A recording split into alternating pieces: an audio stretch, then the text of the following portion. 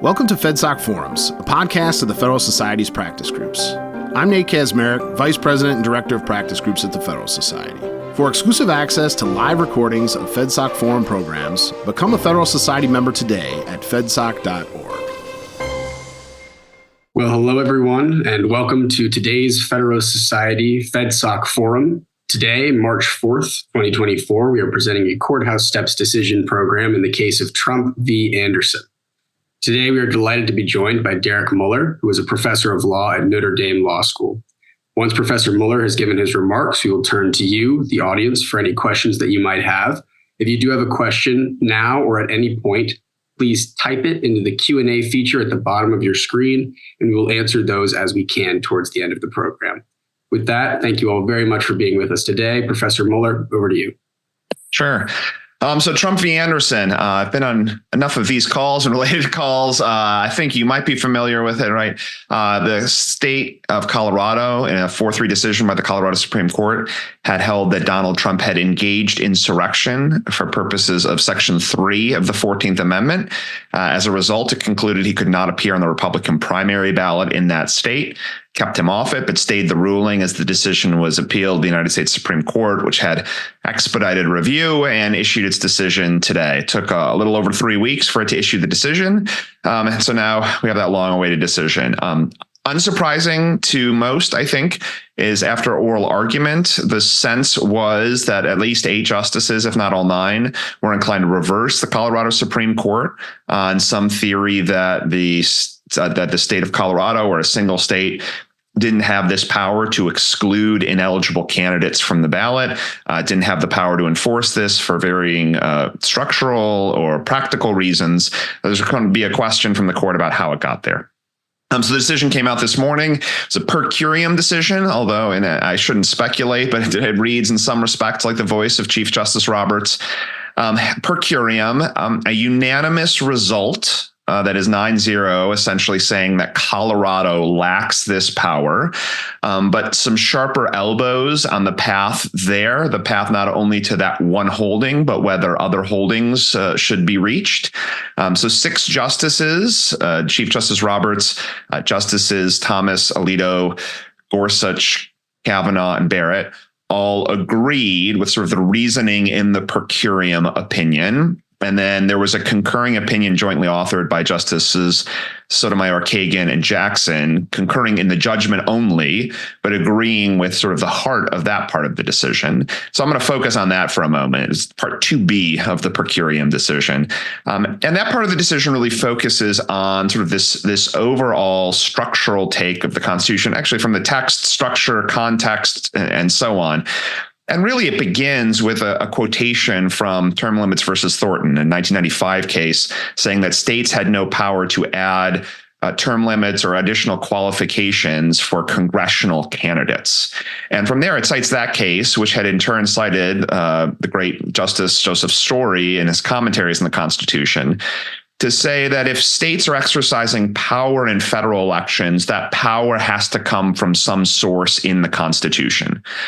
So if you are looking at Section 3 of the 14th Amendment in the context of a presidential election, where is the state power? Well, it's certainly not going to be found in the 14th Amendment, which is a constraint on state power. Section 5 gives Congress the power to enforce it. It gives no power to the states. As you run through the rest of the Constitution, you can't find other provisions of the Constitution empowering states. Article 1 and Article 2 deal with congressional elections, but it's not clear that implicitly within them is the later power to come back and enforce Section 3 of the 14th Amendment. By the sort of structural provisions of the Constitution, this is a provision that's designed for congressional enforcement, for congressional remedies and congressional mechanisms.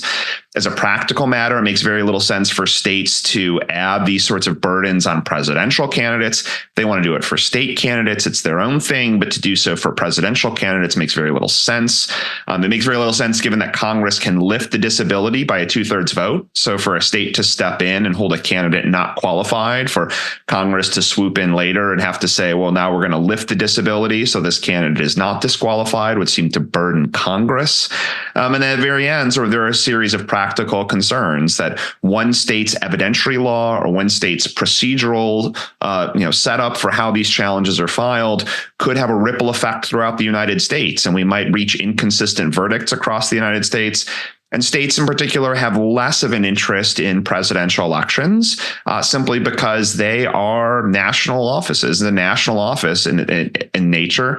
And the notion that states could adjudicate qualifications, make these determinations and contested factual claims and reach kind of a patchwork result across the United States, not something that makes a whole lot of sense structurally.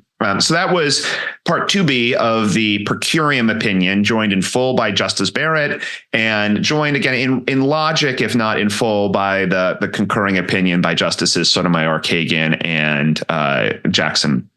So that could have been it, right? That would have been a lot easier of a story to talk about. But instead, there got to be a lot of friction on the court in a different context. So part 2A of the opinion, and this is where Justice Barrett peels off, along with the other concurring justices, addresses sort of a separate question, which is not whether or not states have the power to enforce Section 3 of the 14th Amendment. It's more a question of who else and in what context has the power to enforce Section 3 of the 14th Amendment. And for that, the court turns to sort of the way that Section 3 is set up. It speaks about how Congress has this role now to enforce the provisions of Section 3 of the 14th Amendment. Section 5 of the 14th Amendment provides for Congress to have the power to enforce this provision of the Constitution with appropriate legislation. That appropriate legislation must meet, in the words of other Supreme Court precedent, including City of Bernie versus Flores, must be congruent and proportional to remedy the concerns that are addressed by these provisions of the Constitution, that when Congress steps in and enforces, it provides this sort of holistic remedial scheme. And when we look at the fact that we're dealing with this question, insurrection, and Justice Kavanaugh, oral argument, did say the word insurrection stands out to him. It requires an ascertainment or requires a determination. This is something the Colorado Supreme Court recognized was necessary in this case, the determination of whether someone engaged in insurrection, which required procedures and factual findings. And this is also what Justice Chase on the United States Supreme Court, then riding circuit as a circuit justice in 1869, said in a case called Griffin's case. And Griffin's case has a lot of attention in some of the scholarly discourse, where a federal judge was sitting in habeas 1 year after ratification of the 14th Amendment, which was ratified in 1868. So in 1869, he's sitting in habeas and he's hearing a habeas challenge from Griffin, who had been convicted in West Virginia state court. And he's challenging the conviction in federal court to say, well, my conviction is invalid because it was adjudicated or issued by a judge who was barred from holding office by Section 3 of the 14th Amendment. And Chase, writing this opinion, says, look, I'm not in a position to be able to determine these things. In part, I have to make a determination, or to use some of the language that the court here quotes from, proceedings, evidence, decisions, and enforcements of decisions are indispensable. Saying unless he's given some guidance, especially from Congress, to figure out what to do here, the justice is not in a position to make this adjudication in court. So part 2A of the opinion really rides heavily on Congress's role here. Congress's role, the language says Congress, or the Constitution empowers Congress. It enables Congress, subject to judicial review, to pass appropriate legislation. And Congress's Section 5 power is critical when it comes to Section 3. So the court provides these sorts of statements as it then leads into the argument that the state lacks the power. At the very end of the opinion, the per curiam opinion says these two things kind of go hand in hand. All of these things are essential. It's that Congress is the one that does these things and that states lack the power to do so. Now, Justice Barrett writes separately to say, I agree on the states lack the power. We don't need to decide anything else today. I would not go in the path that the majority has done. And then you have the concurring opinion by Justices Sotomayor, Kagan, and Jackson. Again, while they seem to agree with part 2 of the opinion, essentially agreeing that states don't have any such authority, they fracture very badly with the majority's approach, thinking about this congressional role. Some of the language the court that the concurring opinion uses, saying that these musings about Griffin's case and about congressional power are as inadequately supported as they are gratuitous. And they go on to suggest that Section 3's text doesn't say that this is congressional enforcement alone. They point out that other provisions of the Constitution, including the Reconstruction Amendments, including things like due process and equal protection and the abolition of slavery, don't require additional congressional implementing legislation. They worry about how this is going to be applied in the future and whether or not they're adding these constraints on how Congress goes about enforcing Section 3 and prohibiting other actors from enforcing Section 3. Sort of one concrete example they give is the concern that it forecloses judicial enforcement of that provision, such as might occur when a party is prosecuted by an insurrectionist and raises a defense on that score. The notion being that without congressional implementing legislation, if you have someone who had taken an oath to support the Constitution, engaged in insurrection, and now is serving as a judge, it would be impossible for somebody to raise a defense to say this judge is not authorized to hold this office without some kind of implementing legislation. So there were some sharp elbows there on the court on this provision. Again, 5 justices, so there was a majority on the view that this is something that requires congressional legislation, at least to some degree, along with a series of a more general agreement that states lack this power. So a few things to talk about here. The first is the court doesn't touch really any factual issues. It doesn't touch questions about whether January 6th was an insurrection, whether Donald Trump engaged in an insurrection, whether or not his speech or his conduct was protected, was not protected, whatever it was. It doesn't really touch any of that at all. These are just pure legal questions that the court is focused on.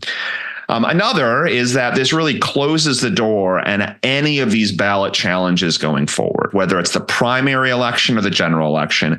The court is quite clear that there's no role for the state in enforcing these provisions. Another is that the opinion is very centered on Section 3 of the 14th Amendment. So it doesn't seem to foreclose the possibility that states exercising their power under Article 2 of the Constitution to exclude, say, a 21-year-old from the ballot or a Nicaraguan national from the ballot might continue to be able to do so. Instead, the opinion looks much more at Section 3 and how the 14th Amendment shifts this balance of power among the federal government and the state governments to say that it's foreclosing some authority from the states and that there's not affirmative enforcement authority given to the states as a result of this opinion. So it seems very much cabined to what's happening with the 14th Amendment and doesn't really touch on other presidential qualifications disputes, election disputes, ballot access disputes, if we're just dealing with Section 3 of the 14th Amendment. It also seems that it would appear to foreclose challenges that even might arise after the election. This is some of the opinion that I'm still wrapping my mind around and trying to understand how different parts of the opinion interact with one another. But the court's emphasis on speaking about Congress and legislation and how that remedy needs to be tailored adequately to the remedy that, or to the harm that you've identified really does seem to say that challenges under, say, the Electoral Count Reform Act on January 6th, 2025 by members of Congress would be inappropriate, or that challenges to agency activity under Section 706 of the Administrative Procedures Act might be improper. That is to suggest that somebody lacks the authority because they were appointed by somebody ineligible or because they themselves are ineligible. And it's very hard to identify exactly what the court is doing when it is suggesting that Congress has a role here with legislation.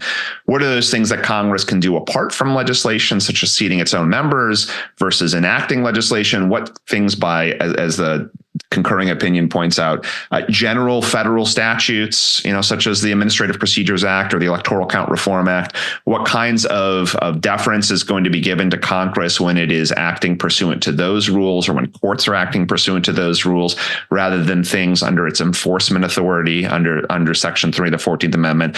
So there are some myriad questions that are ahead. So it fails to provide some of the clarity, which I think was part of the goal of Part 2A of this opinion, that might close the door on some of these challenges going forward. But I think, and at least my sense is that the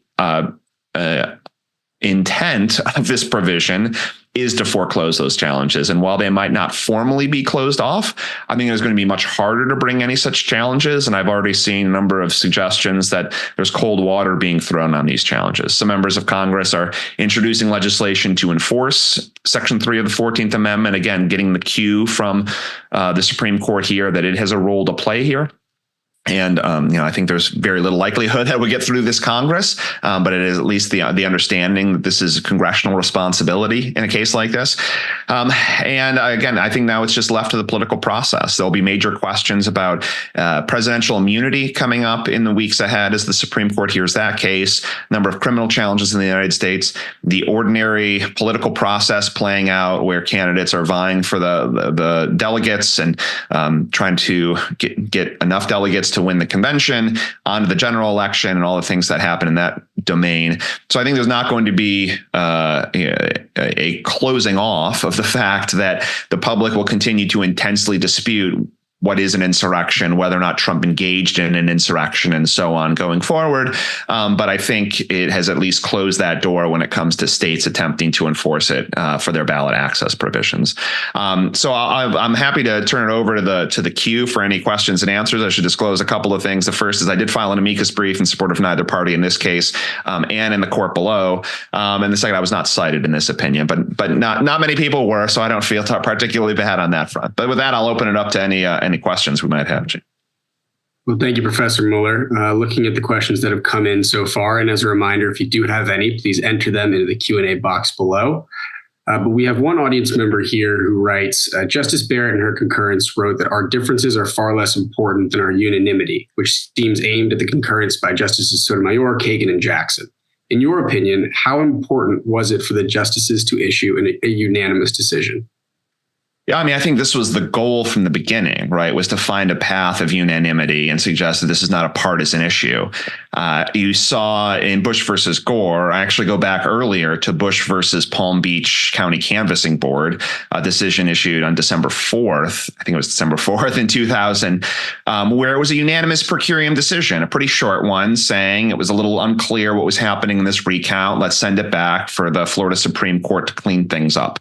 I think that was an important, strong show of unanimity from the Supreme Court. There weren't dissenting opinions. It was trying to move this along, but it did sort of kick the can down the road to a very divisive 5-4 decision that came in Bush versus Gore just a week later. So I think the desire here is for unanimity is a good thing. I think that there was a broad consensus at oral argument, and that was sensed out here.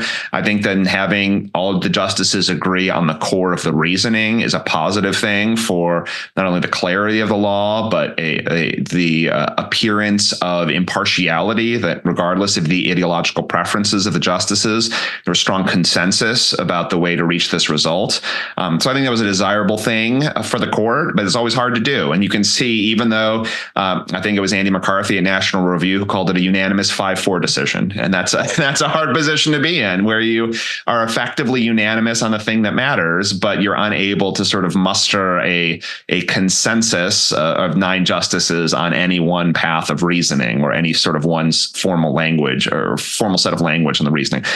So it's 9-0 on the result, 6 justices agreeing with the heart of the main opinion, 5 justices agreeing with the totality of the main opinion, leaving you in a much more precarious spot. But I think, again, the desirability of sending that signal that it was unanimous was something I imagine justices worked very hard at. And I imagine there's a little disappointment that they weren't able to get there all the way.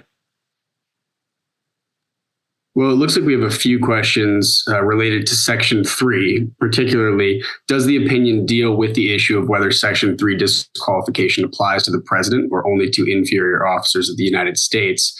And given that it seems like a lot of the time during oral argument was addressing Section 3, is it surprising that there isn't as much in the opinion regarding that? Yeah, so there's nothing in the opinion about office holders, offices into the United States. That part is just sort of glided over, and the notion being an assumption, I think, that the presidency is covered. Maybe not some holding, maybe not even express provision saying that it is. But the assumption here is that the presidency is covered on both ends of it. Now, how much weight that carries forward is sort of an open question, I suppose. If the court just assumes something without deciding, it seems like a pretty big deal if it fails to sort of acknowledge that. But at the same time, there's no real analysis, and it got a little attention at oral argument, but not a whole lot. So I wouldn't take too much away from this opinion on whether the president is an officer or not, except to say that the court just kind of assumes and moves on to address some of the other issues that give them much broader consensus. The other, though, about Section 3, I think a lot of this is about Section 3, thinking about how it structurally fits in with the rest of the Constitution or the rest of authority, right? So it's not dealing with these questions of what is an insurrection and what is engaged and what's officer and so on. It's instead asking this sort of fundamental question about what is the role of different actors in our system in enforcing it. Because the big issue here, right, is that it was Colorado, it was a state court acting pursuant to what it perceived as an interpretation of state law. It's a state court doing this thing rather than Congress or rather than a federal court. So I think that did attract a significant amount of attention at oral argument to think about how we parse those things out and where they go.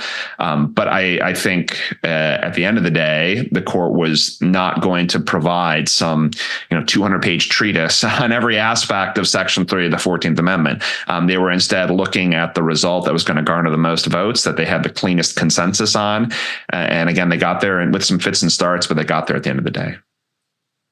So one follow-up question on Section 3, is there any risk that this case could be construed as requiring congressional action to implement other provisions of the 14th Amendment?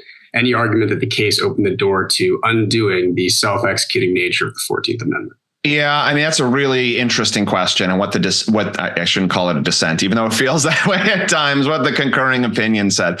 The concurring opinion really is saying, like, what does this mean for other provisions, for due process, for equal protection, for anti-slavery, for things like that? My sense, and again, this is the way that I'm reading the opinion, the opinion is talking about how it is individuals, right? And I think the language, here's some language from 2A. It works by imposing on certain individuals a preventative and severe penalty rather than by granting rights to all. It is therefore necessary, as Chief Justice Chase concluded and the Supreme Court itself recognized, to ascertain what particular individuals are embraced by the provision. So I think when the court is looking at this, it's not really addressing what you might say is self-executing. I think they would sort of concede all of it as self-executing. But the question is ascertaining the class of individuals covered by the section. There's no need to do that with due process and equal protection or slavery, right? It applies to everyone. And so there's no sort of particularized class finding. But the court here is looking at it differently to say we have to have some kind of ascertainment to determine who is ineligible. And they can say that it's a distinction not found within the text of the 14th Amendment. But I think here the court is looking much more at the structure and saying, these other provisions of the Constitution apply to everybody, but we have to identify in the first place who the class of individuals is. And if that's the case, it's unique to Section 3 of the 14th Amendment. And because of that unique need for ascertainment and determination, there needs to be some sort of congressional mechanism to help us get there. So I think that's how the court is going to parcel off Section 3 from other provisions of the Reconstruction Amendments. So changing gears here slightly, we have a question that's specific to Justice Thomas. This audience member asks that, I believe Justice Thomas frequently or always dissents from reliance on legislative history. If so, why did he choose not to do so in this case? When we're talking about legislative history, that could be a little bit different from original public meaning of constitutional provisions, right? So there's no question that there are these statements made during the ratification debates of the ratification of Section 3 of the 14th Amendment and the 14th Amendment generally. So I think this is a constant debate within textualism and originalism. How do we view sort of public debates around language in constitutional provisions as opposed to statutory provisions? So there's less about what you might think of as legislative history in terms of Congress enacting statutes and then floor statements respecting those particular statutes, and much more about the congressional record. Now, I will say, and maybe this is the particular provision, there is a language of a quotation from Trumbull, from a member of Congress who is concerned about enforcement. And there is some statement about the enforcement mechanisms that are being introduced. But again, these are his statements about how he anticipates the 14th Amendment is going to be used rather than sort of legislative history in the context of statutes. Thank you. So it looks like we have our final question here. Did the court expand Section 5 power in so doing? It seems like they doubled down on Burns' remedial requirement, but does it permit Congress to become a partner in constitutional interpretation under Section 5?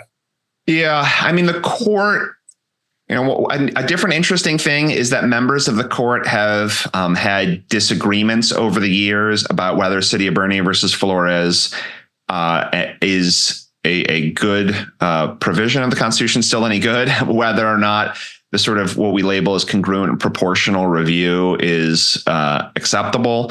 Justice Alito has sort of been reticent to join some of these things. Justice Thomas has had some views over the years. He was on the court for Bernie.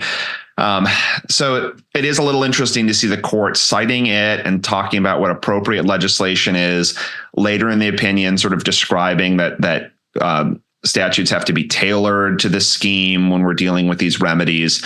So I don't know that it's really changing how we think about Section 5. And if anything, it is probably constricting congressional power, because I think for a long time, people have thought about Section 5 as really applying to Section 1 of the Constitution, or Section 1 of the 14th Amendment, and have not spent a lot of effort thinking about how Section 5's enforcement power applies to other provisions. I think it makes sense that you have the same scheme applying across the provisions of the same internal constitutional amendment, that Section 5 applies the same to Section 3 as it does to Section 1. But I think there's no question that for the majority, and again, this is much more the 5 justices, are leaning much more heavily into thinking about this relationship of Section 5 to Section 3 and thinking that there's going to be some constraints on how Congress goes about exercising its legislative power. But again, I think there's some opaque language in the majority opinion here. It's sometimes a little hard to get a read on what the majority is doing as opposed to what the concurring opinion thinks the majority is doing. So we're going to see how that plays out in the debate ahead. But I think to the extent that Congress is not very likely to pass enabling legislation, it might just be an unlikely scenario that we'd have to think about in the future anyway. Well, thank you very much. If we have time for just one more, this questioner asks if you could discuss what effect this opinion would have for congressional power under the Electoral Count Reform Act. Yeah, this is one of the things I've been going back and forth fighting about all day. So Congress has passed the Electoral Count Act of 1887. It passed the Electoral Count Reform Act of 2022. These, I think, are pursuant to sort of enforcing its 12th Amendment authority to count electoral votes. That's the 12th Amendment, right? So that's a different provision of the Constitution, different enabling legislation, different power that it might have. To the extent, though, that the Electoral Count Reform Act says that Congress can refuse to count votes that are not regularly given. And that is a phrase I think that is best understood as votes not given pursuant to law or that are authorized by law. So things like votes for a deceased candidate, and maybe I would argue for an ineligible candidate. That to me is something that Congress could do and has the constitutional authority to do. But if it is trying to do that for somebody who's underage or who is not a natural born citizen, that's under Article 2 of the Constitution. What happens if it's trying to do it with somebody who has engaged in insurrection for purposes of Section 3 of the 14th Amendment? I mean, this decision to me seems to suggest that Congress has to have implementing legislation that is congruent and proportional, that is tailored to the remedy that is trying to provide. And right now, the Electoral Count Reform Act, if you have a challenge to somebody's qualifications, the chambers separate and you have 2 hours of debate and then you vote. It's very hard for me to anticipate that a court would look at that and say, well, you've provided adequate time to review the evidence and adjudicate whether or not somebody's qualified, right? Again, the court seems very much concerned about how Colorado, with a 5-day trial and its own procedures, was unable to do this, and how Congress has done so through its own enforcement mechanisms, typically through the judicial process. It's done so in other places. In Article 1, Congress can refuse to seat its own members, and it's done that on its own through its own elections committees. That takes some time usually to resolve these disputes. But all that is to say, right, the suggestion here might be that if you're going to enforce Section 3, the Electoral Count Reform Act might not be enough, and that there's really no responsibility or no role for Congress to do that here unless they've passed some separate enabling legislation that meets Section 5's congruence and proportionality requirements. There's a major question, though, I think, about what would happen if Congress on January 6, 2025 tried to enforce this and tried to refuse to count votes. Would the court really step in at that point in time and say, no, you don't have this power? Would it say that the power of counting is actually a non-justiciable political question that we leave to Congress, which has the authority to judge the counting of electoral votes? This is a major area of uncertainty that I've been trying to work through all day, and I don't have a great answer for you except to highlight and frame what the debate is and what the conversation is going to look like in the months ahead. Well, I think that would be a great place to end. With that, thank you all very, very much for being with us today. And of course, to Professor Derek Muller for being so gracious with his time and turning this around pretty fast. As always, a recording of this program will be posted shortly on our YouTube channel and the FedSoc Forum podcast feed, along with the Federalist Society website. As always, we do welcome listener feedback at info@fed-soc.org. And with that, thank you all very much for being with us today. We are adjourned. Thank you for listening to this episode of FedSoc Forums, a podcast of the Federalist Society's practice groups. For more information about the Federalist Society, the practice groups, and to become a Federalist Society member, please visit our website at fedsoc.org.